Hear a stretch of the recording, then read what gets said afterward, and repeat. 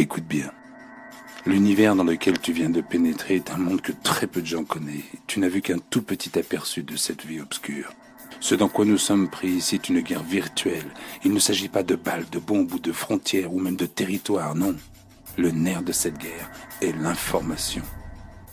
La BRI, la Banque des règlements internationaux, la Banque mondiale et le FMI sont en train de piller le monde et de mettre l'humanité sous le joug de la dette, et que c'est volontaire, et qu'ils ont décidé de s'accaparer la richesse de l'humanité.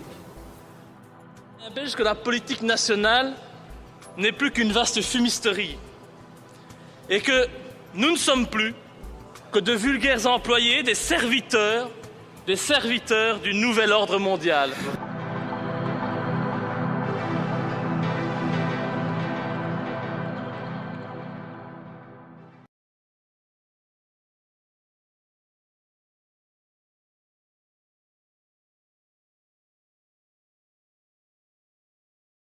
Je m'appelle Éric Furil et je suis l'auteur d'un livre qui s'appelle La démosophie, écrit il y a quelques années, traduit dans plusieurs langues, qui défend l'idée avant tout de l'humanisme comme possibilité de modèle de gouvernance, c'est-à-dire remettre l'humain au centre des préoccupations d'un gouvernement, d'un État, d'une nation, et non pas les bénéfices des multinationales et des banques.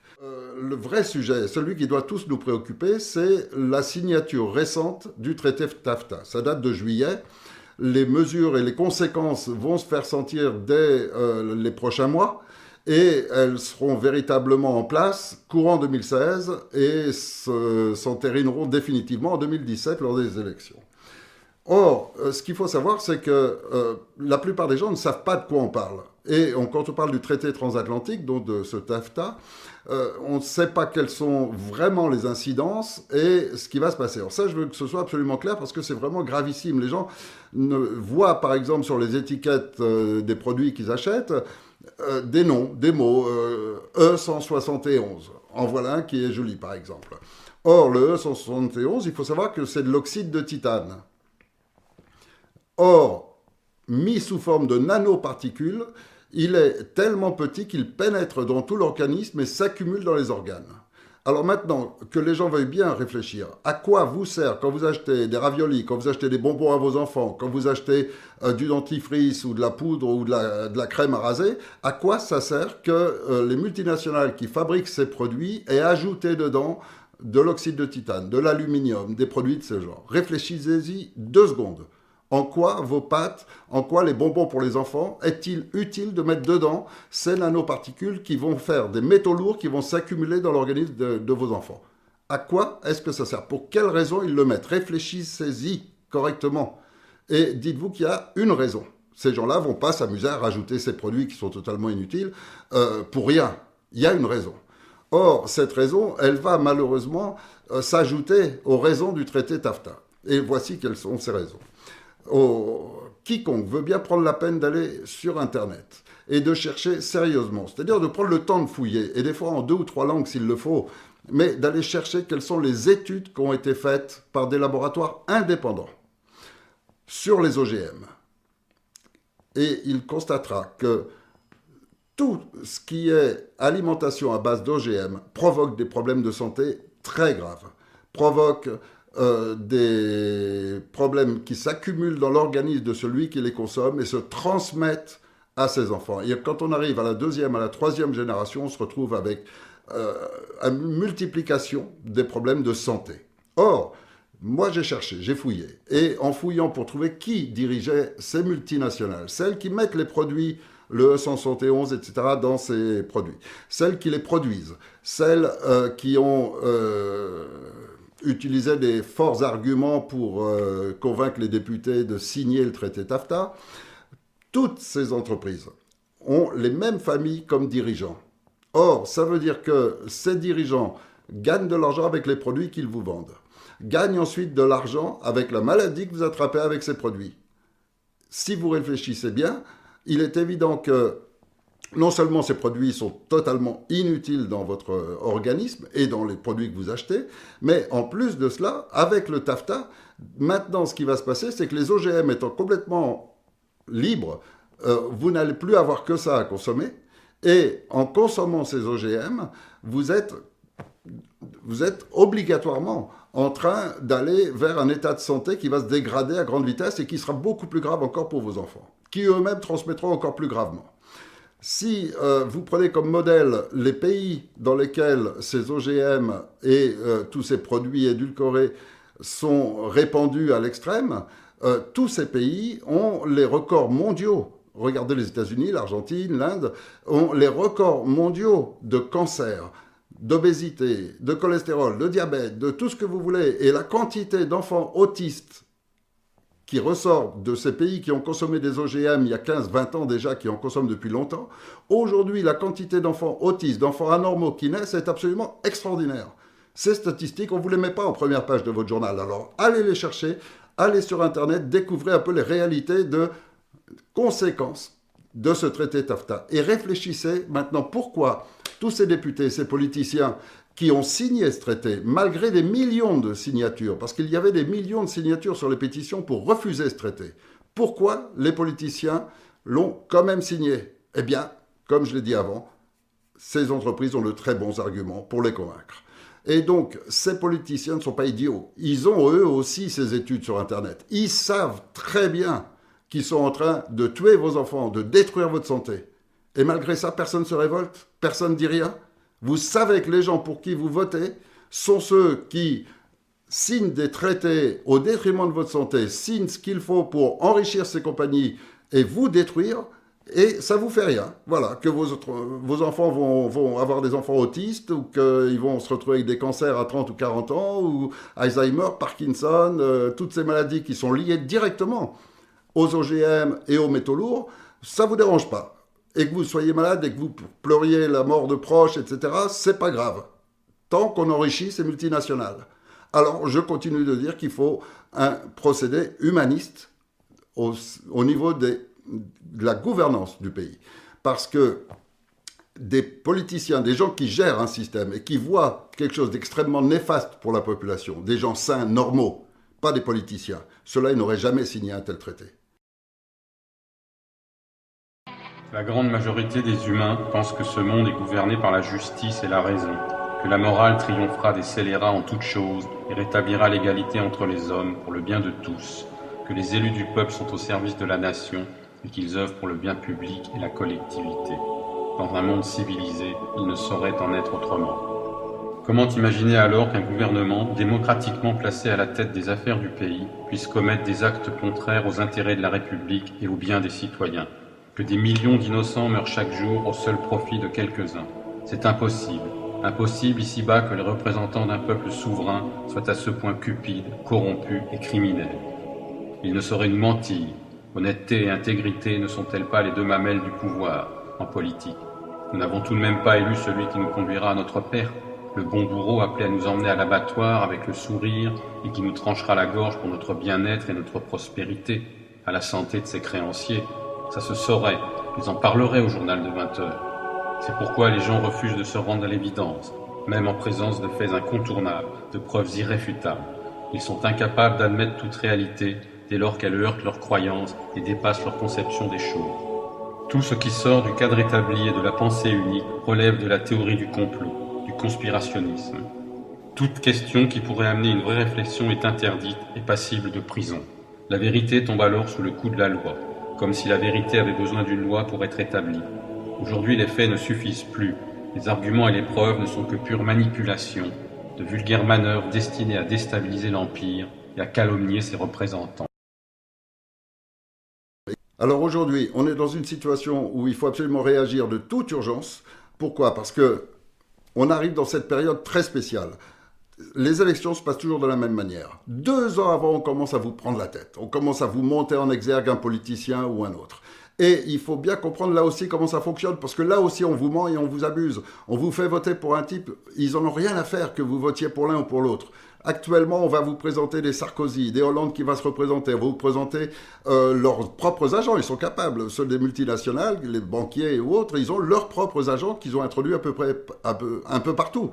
Donc on va même vous présenter par exemple une Christine Lagarde. Tout est possible. Et donc à côté de ça, vous avez toujours les seconds couteaux. Ceux-là, si on a envie de les faire monter, on leur rajoute un peu de médias, un peu de finances, et puis vous allez vous retrouver avec une possibilité qui va être un Le Pen ou un... N'importe lequel de tous ces politiciens, c'est la même chose. Vous ne changerez rien, car aucun ne peut être élu s'il n'a pas l'accord des médias et de la finance, qui est contrôlé exclusivement par les mêmes patrons de ces mêmes multinationales. Et ils ne laisseront jamais passer quelqu'un qui n'irait pas dans leur sens. Donc si quelqu'un a la moindre chance, vous pouvez être sûr qu'il a l'appui des médias, les médias en parlent, il a l'appui et l'argent pour faire ses campagnes, etc. Donc il est soutenu par eux. Pourquoi ? Parce qu'il va ensuite mettre en place le gouvernement que eux ont choisi, parce que là, vous n'avez aucun choix. Qui va être le Premier ministre ? Qui va décider des lois, etc. C'est pas le président, c'est le ministre qui va choisir, mais il ne les choisit pas. Ils ont été choisis avant. Et auparavant, on lui a dit, voilà, on va te faire élire, seulement, voilà le gouvernement qu'il faut que tu composes. Et les postes clés, les plus importants, alors ceux-là, ils sont prévus bien à l'avance. Parce qu'on ne met pas n'importe qui à ces postes clés. Je crois qu'aujourd'hui, celui qui regarde un petit peu qui est Premier ministre, ministre de l'Intérieur, etc., il s'en rend compte tout de suite. Et derrière ces gens-là, il y a les conseillers. Eux, ce sont les vrais dirigeants. Ce sont ceux qui disent à ces ministres, etc., quoi faire. Et ces conseillers ne sont nommés que par ces multinationales ou ces banques. Vous ne trouverez pas d'autres conseillers que ceux qui sortent de chez Rothschild, de ces Goldman Sachs, de toutes ces multinationales, de toutes ces banques qui contrôlent réellement l'Europe et tout l'ensemble de la France, malheureusement. Alors, ces prochaines élections, on va vous bourrer le crâne avec. On va axer l'attention de tout le monde sur est-ce que ce sera lui, est-ce que ce sera lui, est-ce que ce sera lui, et les gens vont encore se retrouver dans la même situation de se dire ah oui, bah peut-être avec lui il y aura du changement, bah elle c'est une nouvelle, on n'avait pas l'habitude, on va essayer, peut-être il y aura du changement, etc. Et en fait on est en train de vous leurrer comme d'habitude, parce qu'aucun ne pourrait arriver s'il n'avait pas déjà les accords avec les vrais dirigeants. Et les vrais dirigeants, vous ne saurez jamais qui c'est. The Commission have recently replied to my written question confirming that Commissioners Almunia and Kroes attended the Bilderberg meeting in St. Moritz in June. The Commission cannot tell me details of what was discussed, but assure me that the Bilderberg meetings do not take decisions. If Bilderberg meetings are just talking shops, why do the most important and powerful figures from around the world, including George Osborne, the Chancellor of the Exchequer, bother to attend? And what other summit of world leaders in politics, finance and business would go completely unreported in the mainstream media, such as the BBC? It is impossible not to reach the conclusion that the non-reporting of these events is anything other than a conspiracy between the organisers and the media. It merely confirms the belief of many that the hidden agenda and purpose of the Bilderberg Group is to bring about undemocratic world government. It's a disgrace that the European Commission is colluding in that. Sulle agenzie c'è un corollario di voci, di riunioni, non si sa nemmeno se dovrà esserci una riunione straordinaria a Bruxelles. Ma io mi domando una cosa, esaminando i nomi che circolano. Per esempio, mi limito a 3, Balkenende, Miliband e Van Rompuy. Ma è mai possibile che nessuno abbia osservato che tutte e 3 sono frequentatori delle riunioni, vuoi del Bilderberg, vuoi della trilaterale? Beh, io credo che si debbano stabilire dei principi di trasparenza, tanto sovente indicati a parole dalle nostre istituzioni, e si debba chiedere con chiarezza a queste persone se sono i candidati del loro paese nelle forze politiche o di questi gruppi occulti che si riuniscono a porte chiuse e decidono sulla pelle e sulla testa dei popoli.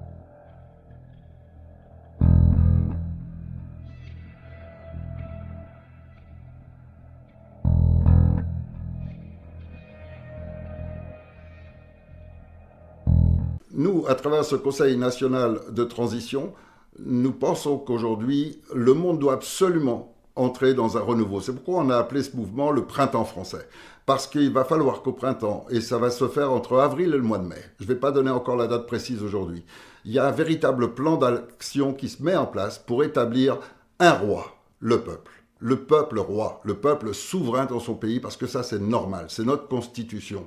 Ce sont nos aïeux qui ont écrit la Déclaration des droits de l'homme et du citoyen, et c'est la base de notre Constitution. Alors ça, on va la remettre en place. On va lui redonner sa vraie place. Et pour cela, donc, il y a ce Conseil national de transition qui, aujourd'hui, est déjà en train de réunir tous les mouvements les plus importants de France. Et on va, durant les mois qui viennent, continuer de multiplier cette préparation avec tous les corps professionnels les plus importants aussi, donc avec agriculteurs, routiers, avec également les enseignants, les médecins et les forces armées. Et donc là, quand on va arriver à Paris, ça va être définitivement pour virer ces politiciens une bonne fois pour toutes, parce qu'il n'y a aucune solution de leur côté, absolument aucune. Et ceux qui ont un petit peu d'âge, qui ont vécu plusieurs élections, ils ont toujours vu la même chose. Ça fait 40, ça fait 50 ans, ça fait 100 ans que sans arrêt, on vous dit, on va voter avec toujours l'espoir d'un changement. Et quel est le changement réel, concret que vous avez constaté, qui a toujours été le même? C'est votre portefeuille qui n'arrête pas de diminuer, vos droits et votre liberté qui n'arrêtent pas d'être restreints, et votre pouvoir qui est de plus en plus petit. Voilà les seuls réels changements qui ont eu lieu et qui vont toujours dans le même sens depuis le début. Alors, aujourd'hui, il faut absolument qu'on change complètement ce système. Et non pas des gens, mais le système lui-même. Et c'est pourquoi ce Conseil national de transition est vraiment la chance extraordinaire qu'on a d'avoir un cadre légitime, d'avoir aujourd'hui une telle ouverture qu'il est ouvert absolument à tout le monde et que tous les groupes sont partisans de mettre ça en place, donc tous les mouvements citoyens, tout le monde se joint à ce groupe et maintenant on va tous essayer de prendre tout ce contact dans toutes les régions de France avec toutes les professions, pour qu'elles aussi soient là, pour que ce soit un seul mouvement, un raz-de-marée de la population française qui vire une bonne fois pour toutes ces politiciens. Alors, sur le site web, il y a déjà beaucoup d'indications. Elles ne sont pas achevées. Actuellement, dans notre groupe, il y a des économistes, des politologues, des gens qui continuent de développer ce qui est indiqué dessus. Tout le programme qui est indiqué est celui qui va se mettre en place, et ça, j'en suis moi personnellement le garant. Maintenant, en ce qui concerne les points qui sont évoqués dans ce programme, il y en a un qui est essentiel. C'est le revenu universel. On en parle beaucoup. Beaucoup de gens ont pu voir que maintenant, dans certains pays, ça commence tout doucement à se mettre en place et autres. En France, nous, on a la chance d'avoir la possibilité de mettre en place un revenu universel immédiat, rapide, et qui solutionnera tous nos problèmes, pourvu qu'il soit accompagné d'un autre concept économique qui s'appelle la TVA flexible. Il y a toutes les indications sur le site, il y a toutes les indications dans les livres, il y a toutes les indications nécessaires à ces sujets-là, mais en attendant, réfléchissons juste 2 secondes. À partir du moment où chaque personne en France perçoit 1 500 €, qu'il travaille ou qu'il ne travaille pas, de toute façon, ces 1 500 €, ça vient en plus. Or, si on a 1 500 € en plus, qu'est-ce qu'on fait? On va les dépenser, on va les utiliser forcément. Et à partir du moment où on va les utiliser, on va donc consommer quelque chose. Et là, en France, tous les commerçants, tous les artisans, etc., tout d'un coup vont se retrouver avec presque plus de charges sociales et avec des gens qui viennent acheter. Donc, c'est toute notre économie qui se relance. Et quand on est un petit commerçant, un petit artisan, n'importe quoi, et puis qu'on a plein de boulot, ben on embauche. Et donc, c'est tout notre système qu'on relance avec la plus grande facilité. Et simplement parce qu'on en a les moyens. Et tout cela est expliqué dans le site en détail. Et donc, je crois que l'important aujourd'hui dans ce Conseil national, c'est le programme qui est établi. Et donc, on développe pratiquement chaque semaine. Il y a de nouveaux éléments qui viennent s'ajouter pour la précision du programme qu'on va faire depuis le premier jour, qu'on aura viré ces politiciens, le 2e jour, le 3e jour, et tout le schéma de mise en place. Et tout ça, je suis absolument garant que c'est ce qui va mettre exactement en place. Et on a composé tout un bureau qui lui aussi est garant avec moi de cette mise en place. Il n'y a pas de triche, il n'y a pas de possibilité de corruption. Tout cela va être banni une fois pour toutes. Donc voilà, on a vraiment une chance, vraiment un espoir. Ça va se dérouler durant cette action du printemps français. Ce sera entre avril et mai. Et on a là les mois qui viennent devant nous pour perfectionner tout cela. Et chaque personne voyant cette vidéo est invitée, si elle a des compétences dans un domaine, quel qu'il soit, économie ou autre, tout le monde peut participer à élaborer tout cela. Il suffit seulement de participer, de s'inscrire sur le site et vous serez en contact avec des gens de votre région. Vous avez des compétences dans un domaine ou dans un autre. Eh bien, on va utiliser toutes les compétences du peuple et créer notre modèle à nous, tous ensemble. Donc, il vous suffit seulement de participer et puis faites le plus beau geste qui soit. renvoyez cette vidéo à 2, 3, 4, 10, 20 personnes, autant que vous le pouvez, faites-la connaître pour qu'on soit vraiment tous unis. On est tous différents, on a tous des capacités différentes, mettons-les tous en commun et fabriquons notre monde, que ce soit le vrai renouveau de la France. Merci, si vous voulez bien nous aider à participer et à lancer cette belle aventure.